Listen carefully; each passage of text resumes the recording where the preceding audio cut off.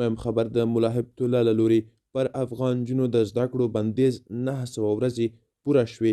سلام ستړي مشئ، وخت مو په خیر. پام وکړئ د ورځې مهم خبر ته. د طالبانو د مشر ملا هبت الله له لوري له افغانستان کې شپږم ټولګیو څخه پورته د افغان جنو پر زده کړو د بندیز 100 ورځې پوره شوي. که څه هم طالب مشرانو د نجونو د زده کړو بندیز ته تر امر ثاني نوم ورکړی دی، خو لیدل کیږي چې دغه موضوع دایمي بندېدو خواته روانه ده. دا په داسې حال کې ده چې د هیواد په سړو سیمو کې د نوي ښوونیز کال پیل ته یوازې 2 اونۍ پاتې دي، اما له شپږم ټولګیو څخه پورته د افغان جنو د ښوونځیو بیرته پرانیستو په هکله د هیڅ طالب مشر د ژمنې عملي کېدو څرک نه لیدل کیږي. هغه څه چې په نړیواله کچه یې پراخ غبرګونونه هم راپارولي دي.